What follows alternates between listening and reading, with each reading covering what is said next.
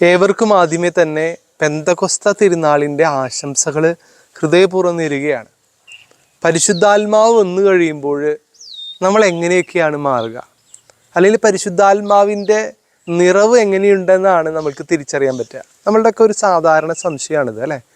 ഈ പെന്തക്കൊസ്ത തിരുനാൾ ആഘോഷിക്കുമ്പോൾ പരിശുദ്ധാത്മാവിൻ്റെ കൃപയിൽ എനിക്ക് വളരാൻ പറ്റിയിട്ടുണ്ടോ, പരിശുദ്ധാത്മാവിൻ്റെ നിറവ് എനിക്ക് അനുഭവിക്കാൻ പറ്റിയിട്ടുണ്ടോ? ഇതാണ് നമ്മളൊന്ന് അന്വേഷിക്കാൻ പോകുന്നത്.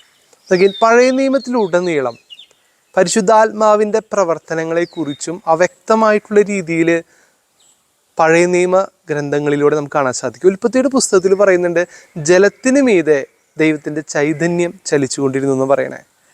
ഇനി പ്രവാചകന്മാരിലൂടെ, ന്യായാധിപന്മാരിലൂടെയൊക്കെ പരിശുദ്ധാത്മാവിൻ്റെ ഒരു നിറവ്, ഒരു സംരക്ഷണം, നയിക്കപ്പെടുന്ന അനുഭവമൊക്കെ പഴയ നിയമത്തിൽ കാണാൻ സാധിക്കും. ഇനി പുതിയ നിയമത്തിലേക്ക് വരുമ്പോഴാണ് പരിശുദ്ധാത്മാവിൻ്റെ പ്രവർത്തനത്തെയും പരിശുദ്ധാത്മാവിനെ കൂടുതലായിട്ട് മനസ്സിലാക്കിയെടുക്കാനും നമുക്ക് സാധിക്കുക.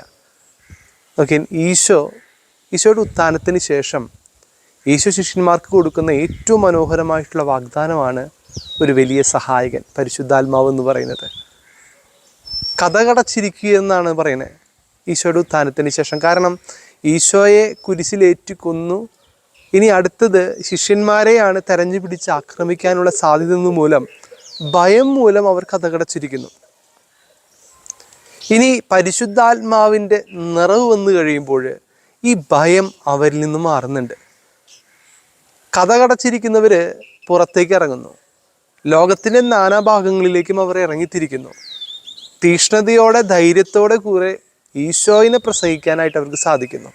അപ്പോൾ പരിശുദ്ധാത്മാവിൻ്റെ നിറവിൻ്റെ ഏറ്റവും വലിയ ലക്ഷണം എന്ന് പറയുന്നത് ഭയമില്ലാത്ത അവസ്ഥയാണ്. സത്യത്തിന് വേണ്ടി നിലനിൽക്കുമ്പോൾ ഭയം കൂടാതെ സത്യത്തിന് വേണ്ടി സംസാരിക്കാൻ, നിലനിൽക്കാൻ സാധിക്കുന്നു എന്നുള്ളതാണ് പരിശുദ്ധാത്മാവ് നമ്മിലുണ്ടോ എന്ന് തിരിച്ചറിയാനുള്ള ആദ്യത്തെ ഒരു വലിയ തെളിവെന്ന് പറയുന്നത്. നിനക്ക് സത്യത്തിന് വേണ്ടി സ്വരമുയർത്താൻ സാധിക്കുന്നുണ്ടോ? ഭയം കൂടാതെ സാക്ഷ്യം വഹിക്കാൻ സാധിക്കുന്നുണ്ടോ? ചങ്കുറപ്പോടുകൂടി സത്യം വിളിച്ചു പറയാനായിട്ട് സാധിക്കുന്നുണ്ടെങ്കിൽ നിന്നിൽ പരിശുദ്ധാത്മാവിൻ്റെ നിറവുണ്ട്. അതാണ് നമ്മളിന്ന് മനസ്സിലാക്കുന്നത്. മറ്റൊന്ന്, തീ പിടിച്ച അനുഭവമാണ്. പരിശുദ്ധാത്മാവിൻ്റെ നിറവുണ്ടായപ്പോൾ ശിഷ്യന്മാർക്ക് അതിനകത്തിരിക്കാൻ പറ്റുന്നില്ല. അവരിറങ്ങിത്തിരിക്കുകയാണ്. സുവിശേഷം പ്രസംഗിക്കാനായിട്ട് ഓടി നടക്കുകയാണ്. അവർക്ക് ലഭിച്ച അനുഭവം മറ്റുള്ളവരിലേക്ക് പകർന്നു കൊടുക്കുകയാണ്. നമ്മളൊക്കെ ഈ ലേഖന ഭാഗത്ത് വായിച്ച് കേൾക്കുന്നുണ്ട്, പലവിധ വരങ്ങളിലൂടെ, രോഗശാന്തിവരം, അത്ഭുത സൗഖ്യവരം, പ്രവചനവരം, അങ്ങനെ തുടങ്ങി ഒട്ടനവധി വരങ്ങളിലൂടെയൊക്കെ ശിഷ്യന്മാർ ശുശ്രൂഷ ചെയ്യുന്നുണ്ട്. പരിശുദ്ധാത്മാവിൻ്റെ പ്രകടമായിട്ടുള്ള മാറ്റമാണ്. നമ്മളൊക്കെ വായിച്ച് കേൾക്കുന്നില്ലേ, ഒരു ഭാഷയിൽ സംസാരിക്കുമ്പോൾ കേട്ടിരിക്കുന്നവർ അവരവരുടെ ഭാഷകളിൽ അത് കേൾക്കുന്ന അനുഭവം, അതൊക്കെ പരിശുദ്ധാത്മാവിൻ്റെ വലിയ നിറവിൻ്റെ ഒരു വലിയ ശക്തിയാണ് നമുക്കവിടെ മനസ്സിലാക്കാൻ സാധിക്കുക.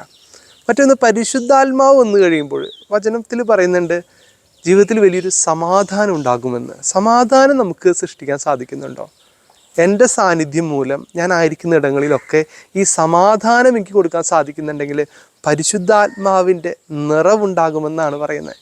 ഈ ഉത്ഥാനം ചെയ്ത ഈശോ ശിഷ്യന്മാരെ കാണുമ്പോൾ അവൻ നൽകുന്നത് ഈ സമാധാനമാണ്. ഈ ഒരു സമാധാനം എൻ്റെ ജീവിതം വഴി എൻ്റെ കുടുംബത്തിൽ, ഞാൻ ആയിരിക്കുന്ന സമൂഹത്തിലൊക്കെ കൊടുക്കാൻ സാധിക്കുന്നുണ്ടെങ്കിൽ പരിശുദ്ധാത്മാവിൻ്റെ നിറവുണ്ട് സ്നേഹമുള്ളവരെ. ഇനി എങ്ങനെയാണ് ഈ പരിശുദ്ധാത്മാവിനെ നമ്മുടെ ജീവിതത്തിൽ ജ്വലിപ്പിക്കാൻ സാധിക്കുക? അത് കൂദാശകളിലൂടെയാണ്. അനുദിനമുള്ള നമ്മുടെ വിശുദ്ധ കുർബാന, കുമ്പസാരം, അതിലൂടെയൊക്കെ നോക്കിയേ. ഈ തീക്കട്ട കണ്ടിട്ടില്ലേ? അത് ആ തീക്കട്ട ഊതിയില്ലെങ്കിൽ തീ കെട്ടുപോകുന്നുണ്ടെങ്കിൽ ചാരം പിടിക്കും. ആ ചാരം ഊതിക്കളഞ്ഞാൽ മാത്രമാണ് അതിൽ തീ ഉണ്ടാവാൻ സാധ്യതയുള്ളൂ. അപ്പം അതുകൊണ്ട് നമ്മുടെ ഉള്ളിൽ ഉറങ്ങിക്കിടക്കുന്ന പരിശുദ്ധാത്മാവിനെ ജ്വലിപ്പിക്കണമെങ്കിൽ അനുദിനമുള്ള കൂദാശകളുടെ സ്വീകരണത്തിലൂടെയാണ് സാധിക്കുകയുള്ളൂ. നമ്മുടെ ഉള്ളിലെ തീയെ ജ്വലിപ്പിക്കാൻ സാധിക്കുകയുള്ളൂ. അപ്പം അതുകൊണ്ട് നമുക്ക് അനുദിനമുള്ള കൂദാശകളുടെ സ്വീകരണത്തിലൂടെ നമുക്ക് കുറേയും കൂടിയും പരിശുദ്ധാത്മാവിൻ്റെ നിറവുള്ളവരായി, ശക്തിയുള്ളവരായിട്ട് വളരാനായിട്ട് ഇന്ന് പരിശ്രമിക്കാം. പെന്തക്കൊസ്ത തിരുനാൾ ആഘോഷിക്കുമ്പോൾ പ്രധാനമായിട്ടും നമ്മുടെ ജീവിതത്തിലെ ഭയമൊക്കെ മാറ്റിവെക്കാൻ, സമാധാനം സ്ഥാപിക്കുന്നവരാകാൻ, പരിശുദ്ധാത്മാവിൻ്റെ നിറവോടുകൂടെ, പരിശുദ്ധാത്മാവിൻ്റെ വരങ്ങളോടുകൂടെ ജീവിക്കാനായിട്ട് നമുക്കൊന്ന് പരിശ്രമിക്കാം.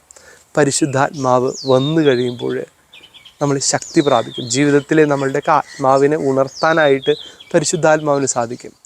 ശരീരം പോലെ തന്നെ പ്രധാനപ്പെട്ടതാണല്ലോ ആത്മാവും. ആ ആത്മാവിനെ ജ്വലിപ്പിക്കുന്നത് പരിശുദ്ധാത്മാവാണ്. അപ്പോൾ അതുകൊണ്ട് സ്നേഹമുള്ളവരെ, ഈശോയെ സ്നേഹിക്കാൻ, ഈ പെന്തക്കോസ്ത് തിരുനാളിന് പരിശുദ്ധാത്മാവിനെ സ്വീകരിക്കാനുള്ള ദാഹത്തോടു കൂടെ നമുക്ക് പ്രാർത്ഥിക്കാം. നമ്മുടെ ജീവിതത്തിൽ പരിശുദ്ധാത്മാവിൻ്റെ നിറവുണ്ടാകട്ടെ. പരിശുദ്ധാത്മാവിൻ്റെ വലിയ വരങ്ങളിലൂടെ വലിയ ജ്വലിപ്പോടുകൂടെ ജീവിക്കാനായിട്ട് പരിശ്രമിക്കാം. ദൈവം സമൃദ്ധമായി അനുഗ്രഹിക്കട്ടെ.